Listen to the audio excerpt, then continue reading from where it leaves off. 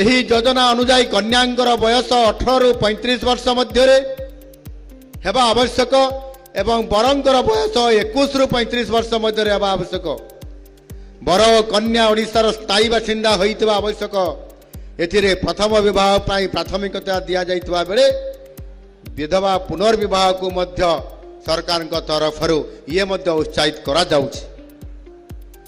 प्रत्येक परिवार गोटिए कन्या योग्य विवेचित हेबे।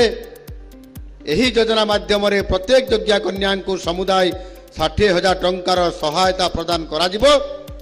एही राशि मध्यरु 45,000 टंका डायरेक्ट बेनिफिट ट्रांसफर डीबीटी माध्यम सीधा सड़क कन्यांकर बैंक खाता को जमा हो आर्थिक सुरक्षा को तांकर सुदृढ़ करने ये कार्यक्रम करा जाउछि। एहा सहित समूह विवाह अनुष्ठान आयोजन परिचालना संपृक्ति व्यवस्थापना जेभली भाव में एटी टेंट मरा होइछि, भजन व्यवस्था करा हो जाइछि एवं ये समस्त व्यवस्था पाई मध्य 15,000 टंका नियुक्त कार्यकारी संस्था मानकर व्यय करा जिबाकु व्यवस्था एथिरे तांको सीधा सड़क जो अनुष्ठान प्रतिष्ठान द्वारा करा जाउछि तांको ए अर्थ तांको पाखकु चली जिवो। ये समस्त व्यवस्था से बुझिबे।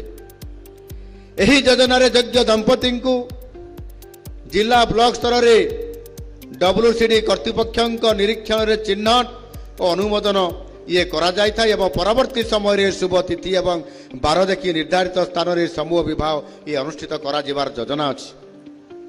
एथिपाई योग्य दंपति माने प्रत्येक जिले रे चयन करा जायथिबा कार्यकारी संस्था को आवश्यक दलील सह आवेदन पत्र से माने देई परिबे।